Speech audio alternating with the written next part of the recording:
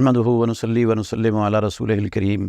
میں احادیث پیش کر رہا تھا کہ امت محمد میں شرک کا وجود ممکن ہے اور مسلمان بھی شرک کا ارتکاب کر سکتے ہیں۔ نہ اللہ نے اور نہ اللہ کے رسول نے کوئی ایسی چیز نازل نہیں فرمائی جس کا مطلب اور مفہوم یہ ہو کہ مسلمان امت سے شرک کا ارتکاب نہیں ہو سکتا، یہ شرک نہیں کر سکتے۔ اس پر پچھلے کلپ میں 3 احادیث آپ نے سنی ہیں، 2 احادیث اس کلپ میں آپ کے سامنے پیش کرنا چاہتا ہوں۔ صحیح بخاری میں حدیث ہے، مسلم میں بھی ہے، سیاہ ستہ کی تمام کتابوں میں ہے۔ ابو سعید خدری رضی اللہ تعالیٰ عنہ کہتے ہیں رسول اللہ صلی اللہ علیہ وسلم نے فرمایا لَتَتَّبِعُنَّ سُنَنَ مَنْ كَانَ قَبْلَكُمْ شِبْرًا بِشِبْرٍ ذِرَاعًا بِذِرَاعٍ، تم ضرور بضرور پہلے لوگوں کے نقش قدم پر چلو گے، ان کے طریقوں پر چلو گے، بالشت برابر بالشت، ہاتھ برابر ہاتھ۔ جس طرح ہر بلشت دوسری بلشت کے برابر ہوتی ہے، جس طرح ہر ہاتھ دوسرے ہاتھ کے برابر ہوتا ہے، اسی طرح تم بالکل پہلے لوگوں کے نقش قدم پر چلو گے۔ حتی لو ان احدہم اتا جورا دخل جورا دبن لدخلتموہ، اگر ان میں سے کوئی سانڈے کے سوراخ میں گھسا ہے تو تم بھی سانڈے کے سوراخ میں گھسو گے۔ صحابہ کہتے ہیں ہم نے رسول اللہ صلی اللہ علیہ وسلم سے کہا اہم الیہود والنصارى، اللہ کے نبی کیا آپ یہودیوں عیسائیوں کی بات کر رہے ہیں؟ کیا یہودیوں عیسائیوں کے نقش قدم پر ہم چلیں گے پہلے لوگوں سے؟ کیا یہ مراد ہے؟ تو رسول اللہ صلی اللہ علیہ وسلم نے فرمایا فمن، اگر یہ نہیں تو پھر اور کون ہے؟ مطلب ہے ان سے مراد یہودی اور عیسائی ہیں۔ اب پیارے پیغمبر محمد الرسول اللہ صلی اللہ علیہ وسلم کا یہ فرمان صریح نص ہے کہ آپ کی امت یہود و نصارہ کے نقش قدم پر چلے گی۔ جو کام جس طرح بالشت بالشت کے برابر ہوتی ہے، ہاتھ ہاتھ کے برابر ہوتا ہے، فرق نہیں ہوتا، اسی طرح کوئی فرق نہیں ہوگا۔ اس کا مطلب ہے جو کام اہل کتاب کرتے تھے، یہود و نصارہ کرتے تھے، وہ سارے کے سارے کام مسلمان بھی، میری امت بھی کرے گی۔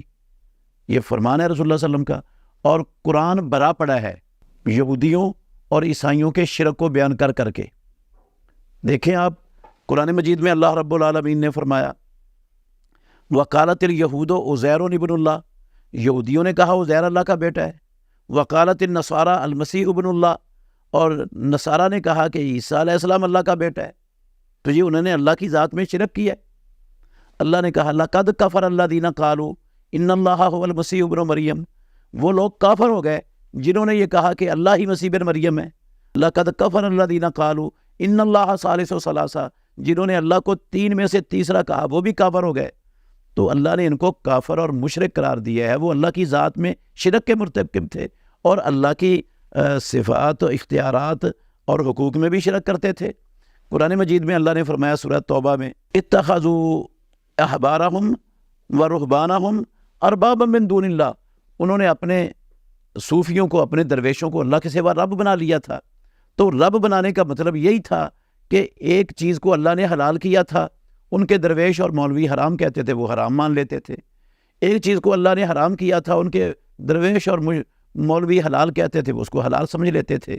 تو اللہ نے اس کو عبادت، اللہ نے اس کو رب ماننا کہا، اور رسول اللہ صلی اللہ علیہ وسلم نے ترمذی شریف کی حدیث کے لفظ ہیں اس عمل کو ان کی عبادت قرار دیا کہ یہی تو ان کی عبادت ہے۔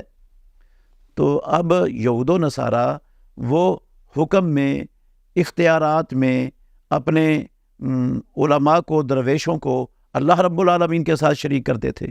تو جو کام یہود و نصارہ کرتے تھے، امام الانبیاء محمد الرسول اللہ صلی اللہ علیہ وسلم نے فرمایا میری امت پوری کی طرح وہ سارے کے سارے کام کرے گی۔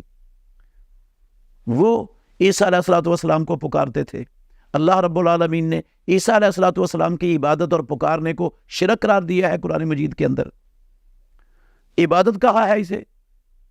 اللہ پوچھیں گے عیسیٰ علیہ السلام سے اَأَنْتَ قُلْتَ لِلنَّاسِ اتَّخِذُونِي وَأُمِّيَ إِلَٰهَيْنِ مِن دُونِ اللَّهِ، کیا تو نے کہا تھا لوگوں کو مجھے اور میری والدہ کو اللہ کے سوا معبود بنا لو، ہماری عبادت کرو، ہم تمہارے معبود ہیں؟ اس کا مطلب ہے وہ عیسیٰ علیہ السلام کو پکارتے تھے، مریم علیہ السلام کو پکارتے تھے، اور اللہ نے اس کو عبادت اور معبود بنانا قرار دیا قرآن مجید میں۔ تو اگر عیسائی عیسیٰ علیہ السلام کو پکاریں تو قرآن ان کو کہے یہ شرک ہے، اور اگر مسلمان یا رسول اللہ مدد کہیں، یا علی المدد کا نعرہ لگائیں، یا غوث العظم المدد کہیں، تو یہ شرک کیوں نہیں ہوگا؟ یہ بھی شرک اکبر ہوگا جس سے زندگی کے سارے اعمال برباد ہو جائیں گے، اور اگر توبہ کے بغیر ایسا شخص فوت ہو گیا تو ہمیشہ کا جہنمی ہے، وہ جہنم سے کبھی نکلے گا ہی نہیں، اور پروردگار کا فیصلہ برحق ہے، اللہ نے کبھی ایسے عمل کرنے والے کو معاف کرنا ہی نہیں، یہ رب کے ہاں معافی کا پتہ ہی کاٹ دیا گیا ایسے لوگوں کے لیے۔ تو یہ نص ہے رسول مکرم صلی اللہ علیہ وسلم کا فرمان کہ میری امت اہل کتاب کے یہودیوں عیسائیوں کے قدم بے قدم نقشے پر چلے گی، ہر کام کرے گی جو انہوں نے کیا ہے، تو وہ شرک کرتے تو اس کا مطلب ہے یہ بھی شرک کرے گی۔ یہ تو رسول اللہ صلی اللہ علیہ وسلم اپنی امت کے اندر شرک کا اس بات کر رہے ہیں کہ شرک ہوگا ان کے اندر۔ باقی کن دلائل کی بنیاد پر یہ لوگ جو کہتے ہیں کہ شرک نہیں ہوگا، ان کے پاس دلائل کیا ہیں؟ اگلے کلپ میں انشاءاللہ ان کے دلائل کی حقیقت وہ آپ کے سامنے کھولی جائے گی۔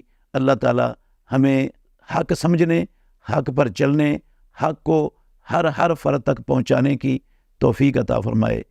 آخر دعوانا الحمدللہ رب العالمین۔